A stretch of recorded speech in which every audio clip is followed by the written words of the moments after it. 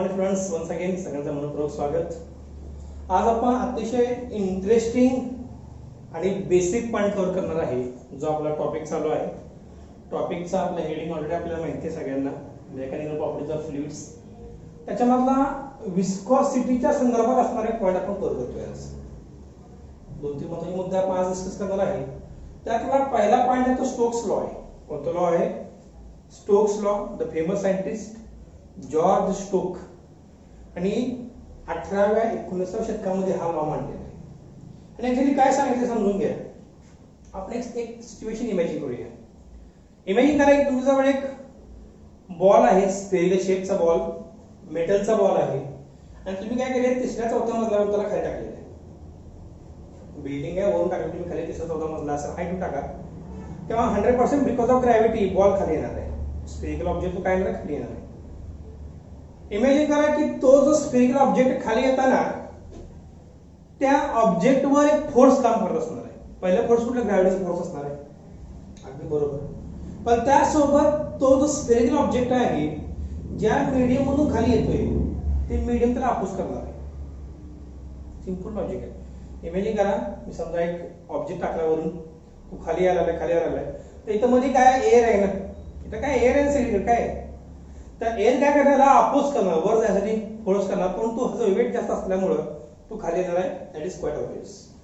तर ह्या सिच्युएशन मध्ये त्या स्फेरिकल ऑब्जेक्टवर किती फोर्स काम करणार आहे ह्याचा अभ्यास केला फेमस सायंटिस्ट स्टोक्स यांनी. काय नाव आहे लॉचं? Stokes law. तर हा लॉ समजून घेण्या अगोदर आपल्याला एक गोष्ट काळजीपूर्वक करायची आहे. एक सिंपल डायग्राम ड्रॉ करायचा आपल्याला. We have to draw a simple diagram which will represent the situation ज्या काही तुम्हाला बोललेलं आहे ते सिच्युएशन. Okay, simple logic. तर माझ्यासोबत एक डायग्राम ड्रॉ करा. How to draw a very simple diagram. Exam मध्ये सेम डायग्राम ड्रॉ करायची. ओके, सेकंड डायग्राम ड्रॉ करा. पहिल्या पॉइंट मध्ये स्पष्टपणे लिहा पहिला मुद्दा डायग्राम मध्ये.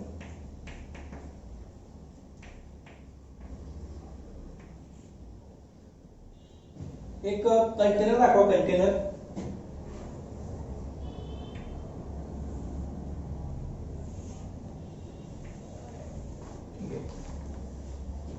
आता या कंटेनर मध्ये आपण एखादं मीडियम दाखवूया. Let us say water is medium. पाणी घेतलं आपण. इमॅजिन करा, सरळ आपण स्पष्टपणे लिहूया वॉटर. आणि आपण काय करूया, वरून एक ऑब्जेक्ट ड्रॉप करूया. कशामध्ये? पाण्यामध्ये किंवा एअर मध्ये. कुठला ऑब्जेक्ट घ्या तुम्ही. इथं आपण स्फेरिकल शेपचा ऑब्जेक्ट घेतोय. धरून चला इथे मी एक ऑब्जेक्ट दाखवतो स्फेरिकल शेपचा. स्फेरिकल शेपचा बॉल म्हणून काय हरकत नाही. आता हा जेव्हा ऑब्जेक्ट खाली येणार आहे विथ सर्टन व्हेलॉसिटी, त्याला काय व्हेलॉसिटी असणार आहे, त्याला v म्हणूया आपण. आपण साइडला लिहायला लगेच v is velocity of the object. लिहायला की माझ्यासोबत v equal to velocity of spherical object. Spherical object सविस्तर लिहूया आपण, व्यवस्थित समजून घ्या. काय म्हणलं मी, या स्फेरिकल ऑब्जेक्टची काय आपण वेलोसिटी आहे असं गृहीत धरूया. कोणाला v म्हणूया. आता ह्याला ऑब्जेक्टला रेडियस काय असणार आहे का? स्फेरिकल शेपची वॉल्यूममध्ये रेडियस असणार आहे. आपण रेडियस दाखवूया, समजून घ्या व्यवस्थित. r म्हणूया. r काय? Radius of the object. लिहा लगेच साइडला. लगेच तुम्ही टर्म डिफाइन करा जेणेकरून परत कन्फ्युजन होणार नाही. लिहा लगेच इथं r equal to radius of object. ऑब्जेक्टची रेडियस आहे असं आपण गृहीत धरूया. ठीक आहे. आता पुढचा मुद्दा असा आहे की हा जेव्हा ऑब्जेक्ट खाली येणार तर त्याच्यावर किती फोर्स काम करणार आहे, कोणतं फोर्स काम करणार आहे, त्याला म्हणतात विस्कस फोर्स. काय म्हणतात त्याला? विस्कस फोर्स किंवा विस्कस ड्रॅग. काय म्हणतात त्याला? विस्कस ड्रॅग और विस्कस फोर्स. समजतं मी का? ते अपोजिट फोर्स असणार आहे. तर जेव्हा ऑब्जेक्ट खाली येणार तेव्हा काय होणार, हा ऑब्जेक्ट ऑब्जेक्टवर अपोजिटला फोर्स काम करणार, त्याला म्हणतो आपण Fv. त्याला म्हणायचं विस्कस फोर्स. डायग्राम दाखवा. आता ऑब्जेक्ट खाली चाललाय बघा, व्हेलॉसिटी खाली आहे, तर विस्कस फोर्स कसा असणार? वरच्या बाजूला असणार आहे. ह्याला म्हणूया आपण FV. FV डिफाइन करू लगेच साइडला लिहा माझ्यासोबत लगेच. You can write here FV equal to diagram खाली लिहूया आपण म्हणजे सिक्वेन्स मेंटेन करूया ॲज इट इज. साइडने बघायचं आहे FV equal to viscous force.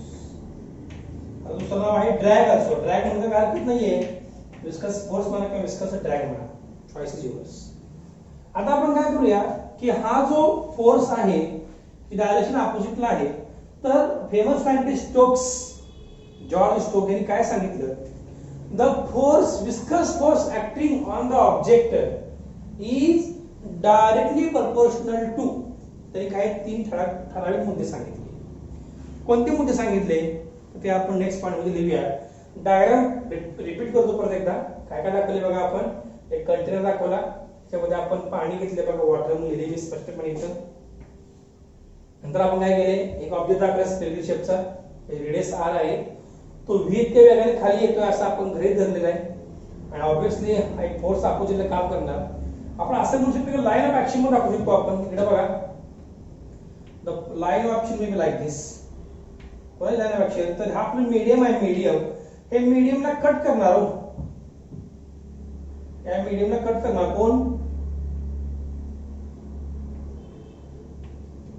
हा ऑब्जेक्ट जो आहे मीडियमला कट करणार. कट करणार म्हणजे काय, इमॅजिन करा तुम्ही, हा बॉल आहे पाण्यामध्ये आलाय तर पाणी साईडला होणार, बरोबर आहे. म्हणजे पाण्याचं जे काय सरफेस आहे तो बॉलवर काय फोर्स अप्लाय करणार, स्फेरिकल सरफेसवर फोर्स अप्लाय करणार. त्याची मी दिशा दाखवली आहे बघा, दिसते का तुम्हाला एरो. म्हणजे हा जो हिचा पाण्याचा सरफेस आहे हा बाजूला उचललाय आणि हा काय करतोय, हा घासतोय कोणाला, या ऑब्जेक्टला. ही जी मी एरो दाखवली ना, एरो ती कर्व दिसतोय, कर्व विथ एरो. हा काय दाखवतो की पाणी बाजूला आलेलं आहे, हे पाणी काय करतंय, या बॉलला घासतंय आणि friction always opposite of the motion. म्हणून मी काय म्हणलं FV वरच्या बाजूला. लक्षात ठेवा, सिंपल लॉजिक आहे. डे टू लाईफ मध्ये एक्झाम्पल तुम्हाला सांगायला. ठीक आहे. आता काय सांगितलं बाबा स्टोक्स साहेबांनी, आपण पुढच्या मुद्द्यात लिहायचं आहे स्टेटमेंट ऑफ स्टोक्स.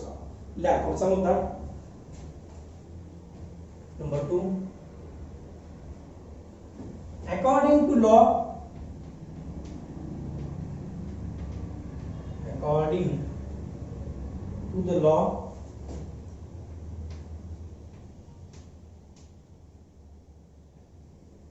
स्टेटमेंट लिहायला लागलो मी. स्टेटमेंट लिहिताना काळजी घ्यायची आपल्याला. तर लिहायचं आपल्याला इन्व्हर्टेड कॉमा. कशामध्ये लिहायचं आहे, इन्व्हर्टेड कॉमा मध्ये लिहायचं आहे. लिहा विस्कस फोर्स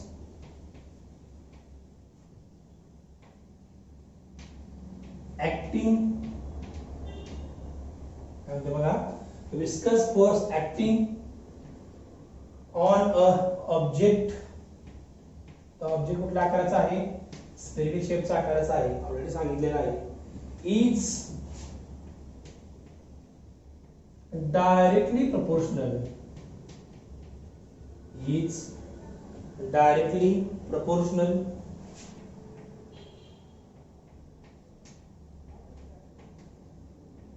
टू. तर कशा प्रोपोर्शनल आहे बघा, direct proportional to what, radius of the object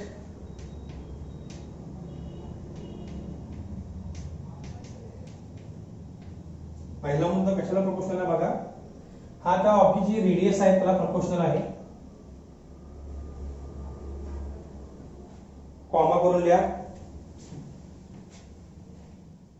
coefficient of viscosity of the medium, coefficient of viscosity, coefficient of viscosity of the medium. व्यवस्थित स्पेलिंग लिहा. आता ऑलरेडी आपण बोललो याबद्दल, विस्कोसिटी बद्दल ऑलरेडी बोललो आपण प्रीवियस व्हिडिओ लेक्चर मध्ये, बघा रेफर करा. विस्कोसिटी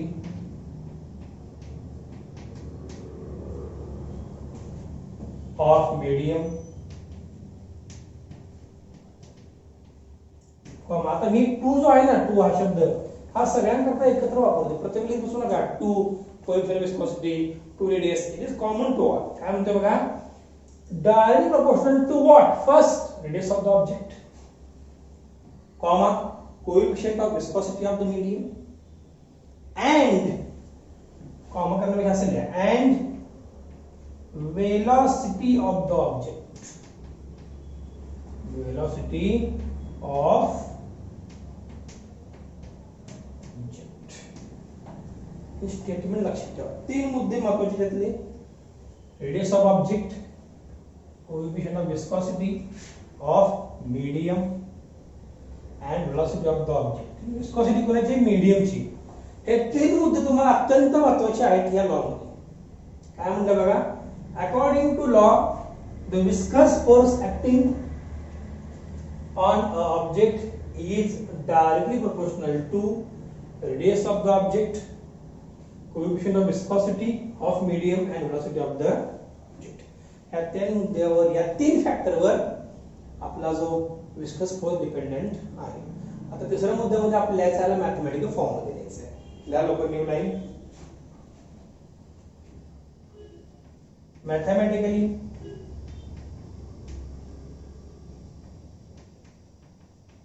व्यवस्थित द्यायचं आहे.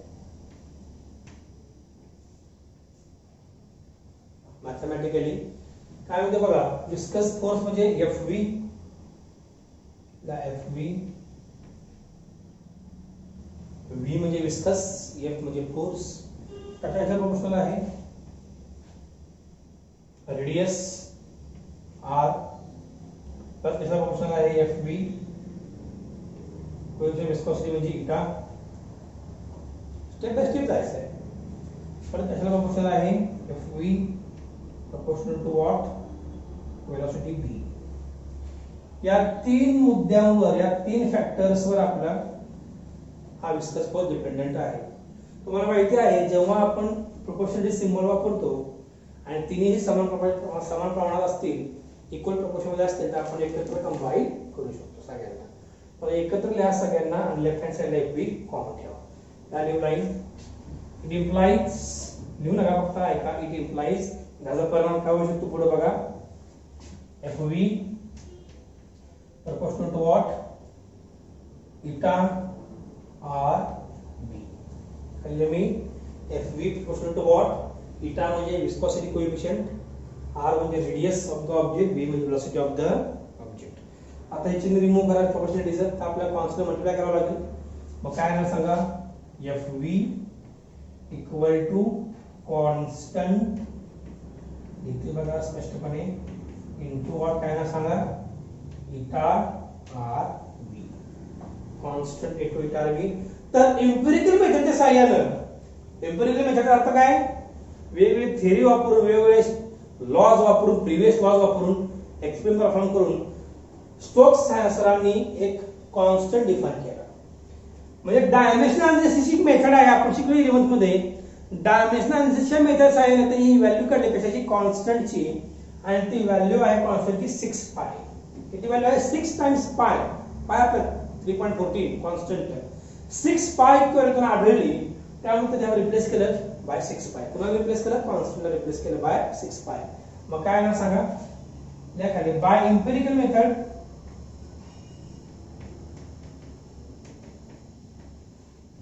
Bye empirical method, what we can write, constant equal to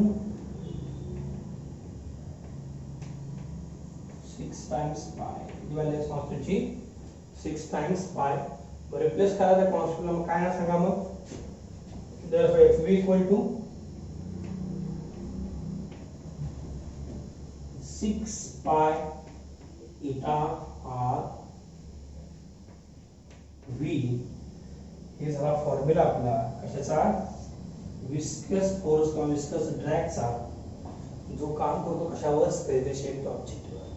अतिशय इंटरेस्टिंग पार्ट आपण कव्हर केला. बघा काय म्हणले मी, की जो हा ऑब्जेक्ट आहे, हा ऑब्जेक्ट जेव्हा खाली येत राहणार आहे, खाली येणार बघा ना, वरून जेव्हा खाली येणार आहे, जर आपण वरून फेकलं त्याला, तर ह्या ऑब्जेक्टवर काम करणारा फोर्स जे आहे, व्हर्टिकल फोर्स, हे कसं काढायचं आपण, तर 6 पाय घ्यायचा, 6 × 3.40 समथिंग 18 पॉइंट समथिंग काहीतरी 18-19 आसपास जाईल ती व्हॅल्यू. ही व्हॅल्यू ना 18 आसपास जाईल, कारण 6 × 3.14 आहे.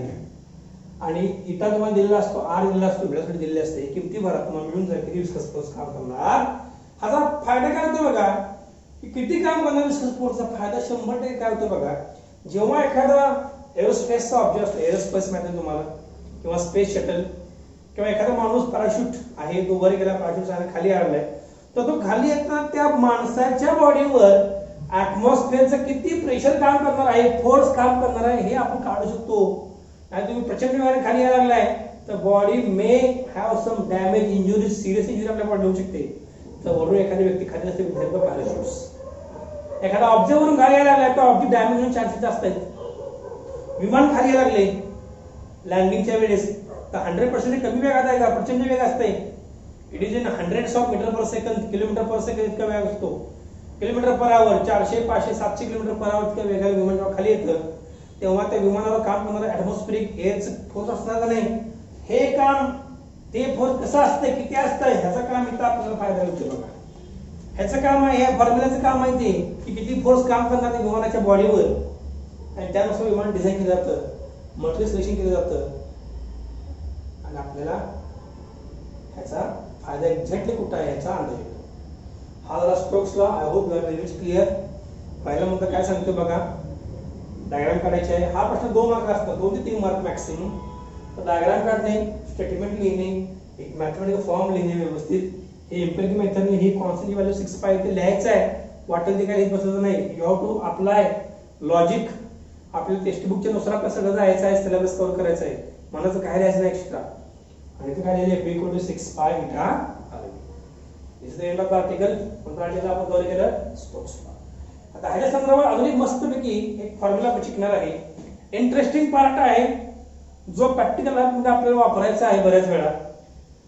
प्रश्न असा पडतो काही विद्यार्थी विचार करतात की सर ही वेग किती असेल हे किती वेगाने खाली येतो ऑब्जेक्ट बरोबर आहे ना की त्याला काय लिमिट असायला पाहिजे ना की किती वेगाने येऊ शकतो ऑब्जेक्ट खाली एखाद्या मीडियम मध्ये. समजा इथं एअर आहे तर व्ही किती असेल बघा ना डायग्राम मध्ये बघा हो व्ही बघा एअर असं तर किती वेगाने खाली येणार पाणी असं तर किती वेगाने खाली असणार सी वॉटर असं किती वेगाने खाली येऊ शकते केरोसिन असं किती असणार ऑइल असं किती वेगाने खाली येणार. तर बरेच मुद्दे आपल्याला डिस्कस करायचे आहेत. मुद्दा राहतो की त्याला म्हणतात त्या वेगाला म्हणतात टर्मिनल व्हेलॉसिटी. काय म्हणतात त्याला टर्मिनल व्हेलॉसिटी. तर पुढचा आपला डेट काय असणार आहे expression for terminal velocity. The heading पुढचा मुद्दा आपण द पॉइंट हेडिंग द्या expression for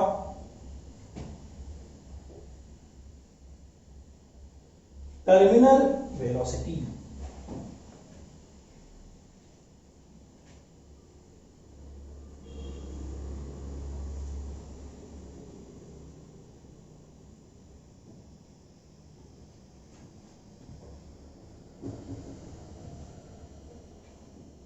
The heading expression for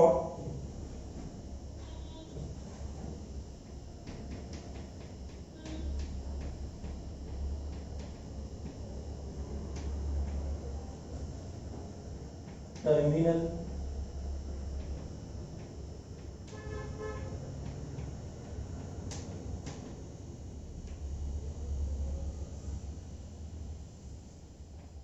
velocity. The article exclusively it will come from 3 marks, not less than 3 marks. Chances आहेत की 3 पेक्षा जास्त मार्काला वेटेज मिळू शकतो कारण एक्सप्रेशन फार इंटरेस्टिंग आहे थोडी इझी आहे पण सोपं आहे समजण्यावर. ठीक आहे.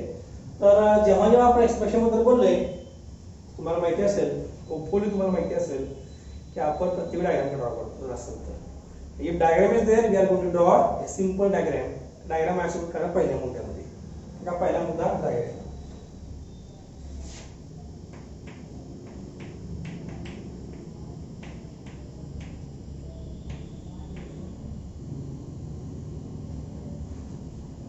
टाका कंटेनर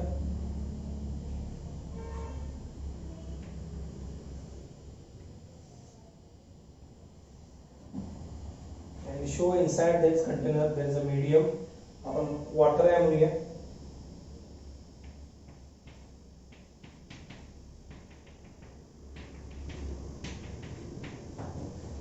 स्पेसिफिकली लिहायचं व्यवस्थित पण तुम्हाला इथं वॉटर म्हणून आपला ऑब्जेक्ट दाखवायचा सेम पद्धतीचा ऑब्जेक्ट स्पेरिकल शेपचा ऑब्जेक्ट दाखवायचा आहे. Show here.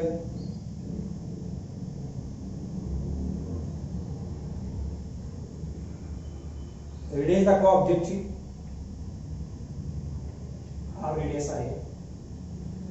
आता कोणकोणते फोर्स काम करतात ऑब्जेक्टचा हा सेंटर आहे तिथून एक फोर्स काम करणार डाउनवर्डला ते असणार ऑब्जेक्टचं weight W equal to MG म्हणूया आपण. बरोबर आहे की नाही. आणि टर्मिनल व्हेलॉसिटी कशी असणार व्हेलॉसिटी पण खालच्या दिशेने असणार आहे. So I can show here V. तर आपण स्पेसिफिक पद्धतीने लिहूया परत एकदा. v is the velocity of the object. लिहा v equal to velocity of object. पण velocity कशी आहे डाउनवर्ड velocity. विसरू नका velocity कशी आहे डाउनवर्ड. हा बॉडी खाली आहे मग velocity खाली असणार ना. सिंपल लॉजिक आहे. इमेजिन करा तुम्ही एखादा बॉल घेतलाय आणि तिथं पाण्याचा हौद आहे कंटेनर आहे पाण्याचा तुम्ही त्यात टाकलाय तो बॉल. तर जेव्हा तो बॉल खाली पाण्यामध्ये येणार स्पेरिकल ऑब्जेक्ट तेव्हा किती वेग असणार आहे ती व्ही आपण बोलतोय. इमॅजिन करत चला डायग्रामला. फिजिक्सचा subject in which imagination is very important. पुढचा मुद्दा काय आर रेडियस आहे त्या लेखिक सविस्तर पद्धतीने लिहायचं लागेल आपल्याला. आर काय रेडियस या r equal to radius of object. अगदी क्लिअर पद्धतीने लिहायचे आपल्याला सगळे मुद्दे. नंतर लिहा व्ही प्लस ऑर्डर लिहिले आपण व्ही. डब्ल्यू म्हणजे एमजी चा फोर्स आपण लिहिला डाउनवर्ड फोर्स आहे वेट ऑफ द ऑब्जेक्ट. आता या ऑब्जेक्ट कोणकोणते फोर्सेस काम करणार थोडं समजून घ्या. तर तुम्ही मला सांगा ह्याच्यावर कोणता फोर्स काम करणार अजून एक काय इझिली सी. तर ह्याच्यावर एक फोर्स काम करणार वरच्या बाजूला आता आपण बघितलंय स्टोक्स लॉ मध्ये कोणता फोर्स असणार विस्कस फोर्स. तर आम्ही एफबी म्हणतो. कोणता फोर्स काम करणार विस्कस फोर्स. आता इथं आपल्याला एक गोष्ट डिफाइन करायची आहे. इथं आपण डिफाइन करणार आहे एम. एम म्हणजे mass of the object. Small M mass of object.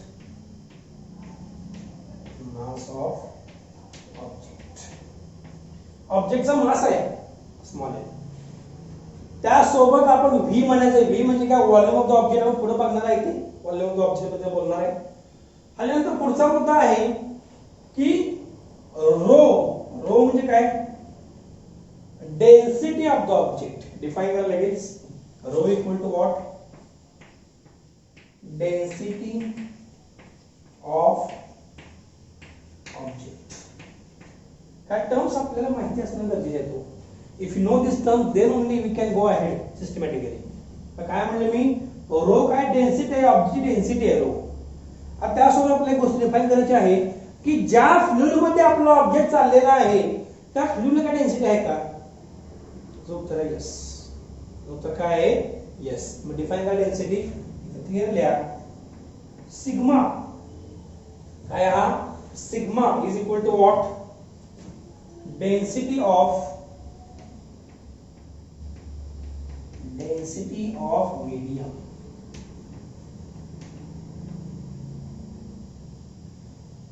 काय म्हणलं मी सिग्मा म्हणजे काय डेन्सिटी ऑफ द मीडियम. या सगळ्या टर्म्स मला माहिती पाहिजेत.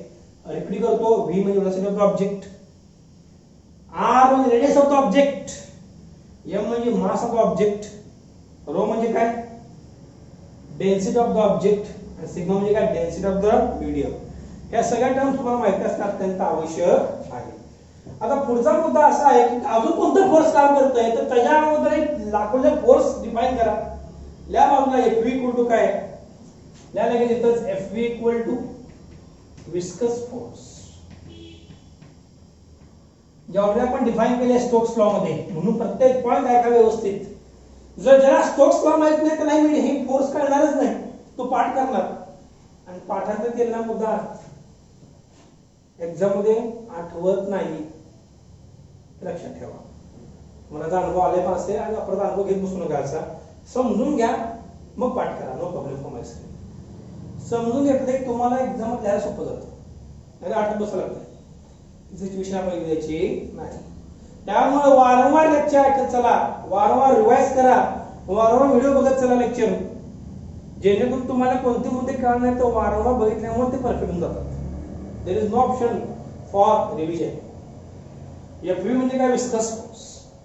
आता अजून कोणता फोर्स असेल का? आता 100% आपल्याला एक फोर्स माहित पाहिजे. त्या फोर्सचं प्रिन्सिपल आहे Archimedes principal.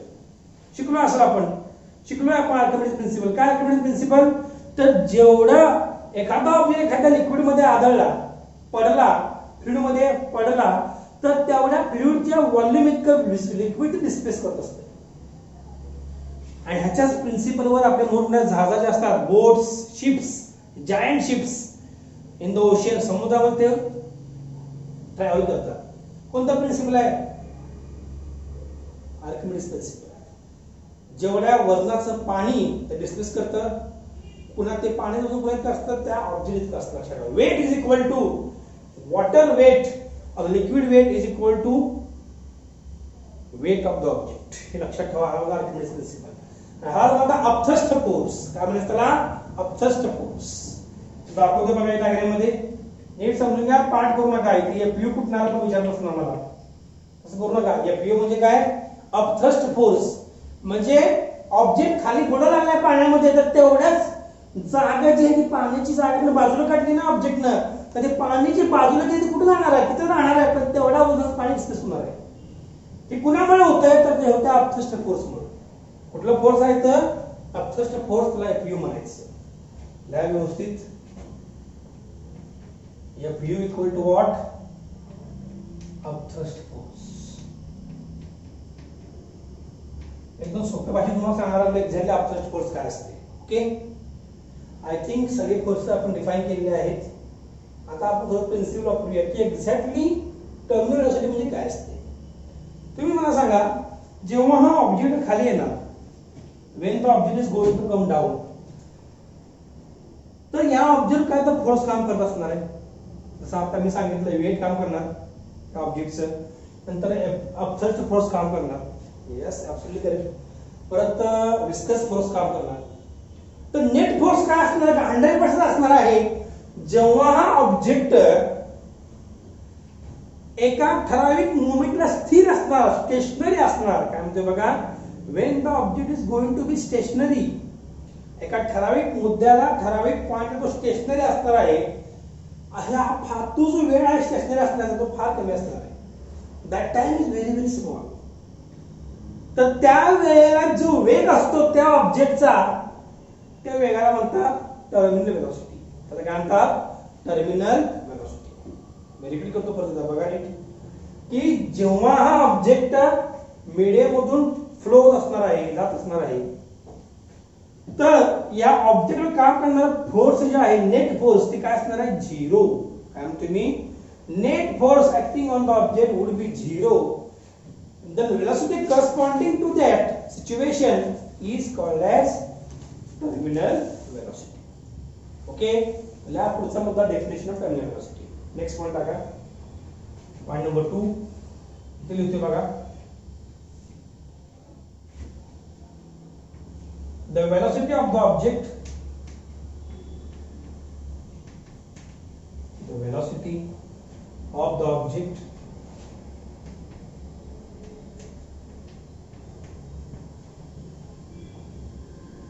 for which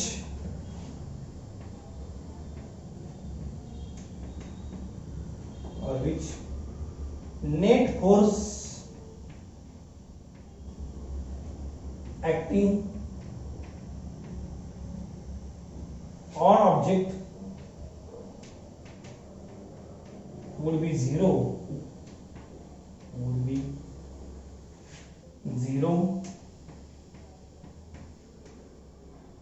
Such a velocity, that's such comma घेऊन करा, comma द्या आणि लिहा पुढे. Such a velocity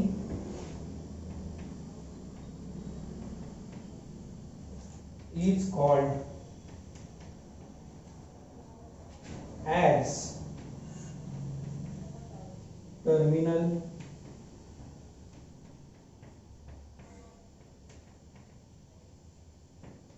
velocity. Repeat करतो, काय म्हणलं बघा. The velocity of the object for which, कोणत्या मुद्द्याला अंडरलाईन करायला पाहिजे बघा. The velocity of the object for which the net force, लक्षात ठेवा, अंडरलाईन करा, नेट फोर्सला acting on an object would be zero. या अंडरलाइन करा zero ला. Such a velocity is called as terminal velocity. Underline terminal velocity. He term आपण define केली as per the statement, as per the heading of the article. Okay. तर पुढचा मुद्दा आपल्या derive करायचा format for what? Terminal velocity. Line new line. At equilibrium condition, and बघा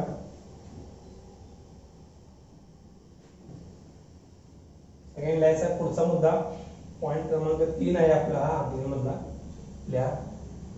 At equilibrium condition,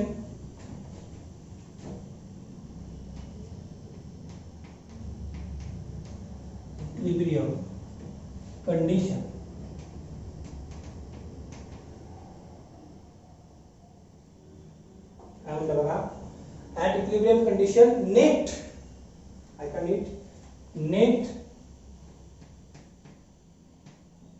downward force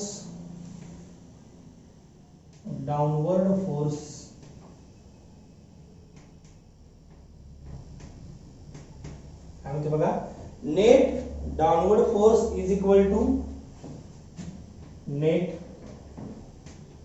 upward force.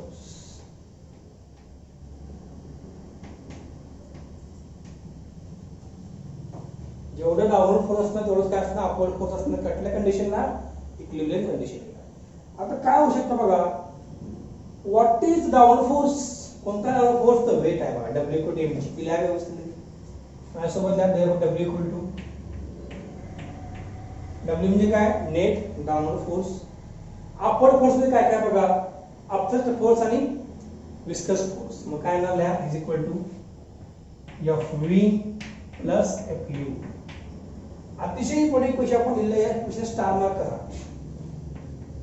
लक्षात ठेवा. Equation अतिशय important equation काय लिहिलं आपण W equal to what viscous force plus what upthrust force. आता W चा formula काय येतो mg. W equal to what mg is equal to Fv आता डिफाइन केले मी स्टोक्स लॉ मध्ये काय असतो विस्कस फोर्स 6 पाय rv 6 पाय eta rv. हे कुणाची व्हॅल्यू आहे विस्कस फोर्सची व्हॅल्यू आहे जी कुठून आले स्टोक्स लॉ ऑलरेडी आपण डिस्कस केले प्रिवियस लेक्चर मध्ये प्रिवियस आर्टिकल मध्ये लक्षात ठेवा. Plus upthrust force. आता अपथ्रस्ट फोर्स मध्ये बरेच कन्फ्युजन जातात. हे आपला आर्किमिडीज प्रिन्सिपल जेवढं वेट असणार आहे या ऑब्जेक्ट तेवढाच अपथ्रस्ट फोर्स असणार. Yes or no. यस. जितका वेट असणार आहे या ऑब्जेक्टचा तेवढा वेट तिथे लिक्विड बाजूला काढणार. म्हणजेच काय हा ऑब्जेक्ट जेव्हा खाली येणार तेव्हा हा आपल्या वजना इतकं लिक्विड बाजूला काढतोय. म्हणजे फोर्स जी काम करते त्या लिक्विडवर अपथ्रस्ट फोर्स जे काम करते लिक्विडमुळे त्या ऑब्जेक्टवर लिक्विडचा अपोज करणार फोर्स खाली देणार नाही. म्हणजे तेवढं जितकं वजन तितकं फोर्स अप्लाय करणार. म्हणून अपथ्रस्ट फोर्स घेताना काय घ्यायचं mg घ्यायचं. काय घ्यायचं mg's घ्यायचं. पण लक्षात ठेवा m कोणाचा घ्यायचा आहे मास ऑफ द लिक्विड घ्यायचा आहे तो मास ऑफ द मीडियम घ्यायचं. काय घ्यायचं मास ऑफ द मीडियम. काय लिहितो बघा मी इथे काय लिहिणार मी mass of medium into g. हे लक्षात ठेवा. या स्टेप मध्ये बरेच जण आता कन्फ्युजन मध्ये मास ऑफ मीडियम घ्यायचा आहे आणि मास ऑफ मीडियम आणि मास ऑफ आपलं जे ऑब्जेक्ट आहे ते समान घ्यायचं आपल्याला पुढे ती पुढे बघणार आपण कसं काय बिकॉज ऑफ आर्किमिडीज प्रिन्सिपल. आता न्यू लाईन लिहा बट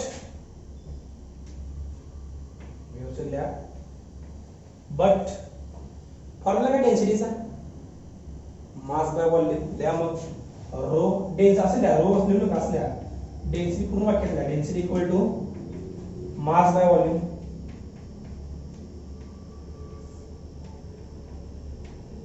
मास बाय. आता डेन्सिटी दोन ठिकाणी वापरणार आहे आपण. डेन्सिटी कोणाची वापरायची बघा एकदा ऑब्जेक्टची आणि एकदा मीडियमची. आता मी वापरतो ऑब्जेक्ट साठी रो येणार equal to what mass as it is volume as it is. Volume काय असणार v. तर मला सांगायचं मास काय येणार सांगा बरं. या केस मध्ये मास इक्वल टू काय येणार रो इनटू v व्ही म्हणजे काय, या ऑब्जेक्टचं व्हॉल्यूम. काय व्हॉल्यूम, स्फेरिकल शेपचा ऑब्जेक्ट आहे. व्हॉल्यूम काय, फॉर्म्युला काय, 4/3 पाय क्यूब. स्फेअरचा व्हॉल्यूमचा फॉर्म्युला काय, 4/3 पाय क्यूब, बेसिक ज्योमेट्री फॉर्म्युला. मग काय म्हणतात हे डेन्सिटी व्हॉल्यूमला काय लिहितो बघा मी, volume I am writing as it is 4/3 pi r cube. हे कोणाचा मास बद्दल बोलतोय मी, या मास बद्दल बोलतोय, स्मॉल एम बद्दल. इथं काय लिहितो बघा मी, is equal to small M, is equal to what, small M. आता त्यामध्ये मास ऑफ मीडियम पण सेम फॉर्म्युला येणार आहे, लक्षात ठेवा. त्या new line, mass of medium, mass of medium is equal to काय ना सांगा, वापरा same analogy. Density of the medium, density काय मीडियमची, sigma into what, volume of the medium. Volume of medium काय घेणार तुम्ही, ज्या स्फेअरला कट केले मीडियमला, ज्यांना बियॉन्सी फोर्स अप्लाय केलेला आहे, त्या स्फेअरच्या वजना इतकंच पाणी डिस्प्लेस होणार आहे, लिक्विड डिस्प्लेस होणार आहे. तर मास घेताना, व्हॉल्यूम घेताना कोणाचं घेणार मी, सेम घेणार, व्हॉल्यूम ऑफ द ऑब्जेक्ट. कारण ऑब्जेक्टचं व्हॉल्यूम काय, लिक्विडचं व्हॉल्यूम दोन्ही एकच आहे, कारण तेवढंच पाणी बाहेर येणार आहे किंवा बाजूला होणार आहे. लक्षात ठेवा, मुद्दा महत्वाचा. जिथे काय देतो बघा, मास of medium sigma into what, volume काय असणार, सेम 4/3 पाय आर. ह्या स्टेपला स्टार मार्क करा. कोणत्या स्टेपला, ह्या स्टेपला पूर्ण. I hope you are very much clear about this. हे तीन मुद्दे तुम्हाला अत्यंत महत्त्वाचे आहेत, जे तुम्हाला डेरिव्हेशन महत्व, अतिशय महत्व निर्माण झालेल्या मला काय हरकत नाही, किंवा डेरिव्हेशनला फार सपोर्ट करणारे स्टेप्स आहेत. ओके, चला पुढे. न्यू लाईन,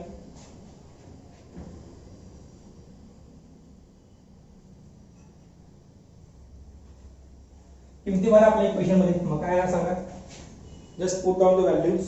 काय ते बघा, mg, एम म्हणजे काय सांगायचं, small M, row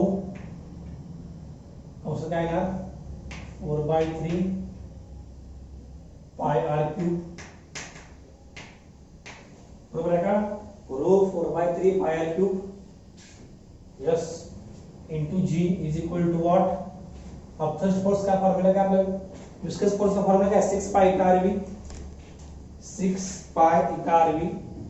So what formula we can write here, 6 pi eta rv हे झालं आपलं विस्कस फोर्स.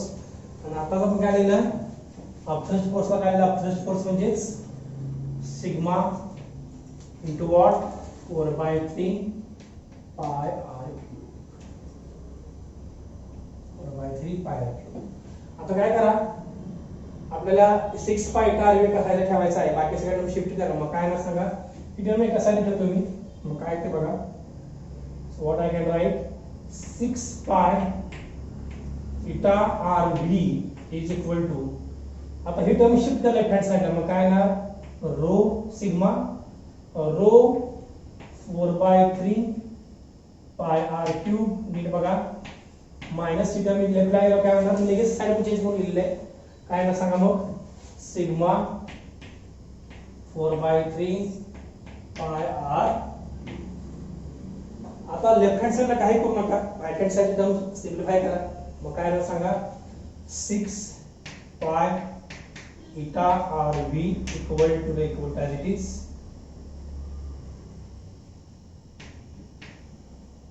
6 पाय इटा. हे सिग्मा आणि 6 फरक समजून घ्या. 6 pi eta r v equal काय ते बघा, यात मी 4/3 पाय क्यूब कॉमन काढतो. मग काय ना सांगा, 4/3 पाय आर क्यूब कसं काय येणार, रो मायनस सिग्मा. आता टर्म्स कॅन्सल कोणती तर बघा, हा पाय पाय झाला कॅन्सल, यातला आर होता एक, आर इथला निघून गेला. मग राहिला काय सांगा, मग हा 6 ला 6 ॲज इट इज इटा व्ही इज इक्वल टू काय येणार, 4/3 ॲज इट इज पाय गेला आर स्क्वेअर येणार, तर काय येणार, रो मायनस सिग्मा. आता मला व्ही बाजूला काढायचं आहे, तर मी काय करतो बघा, या 3 कडे आणलं तर 18 होणार, बरोबर. तेव्हा हा 6 इकडे पाठवा, काय होणार मग 18. मग can I write eta into v equal to what, 4/18. 6 कडे गेला काय ना, 6 तिचा काय 18 क्रॉस मल्टिप्लिकेशन हो. करा म्हणते 6 आणि 3 ना किती ना 6 is 18 r square it is rho minus काय ना सिग्मा. आता पुढची स्टेप बघा समजून व्यवस्थित घ्या.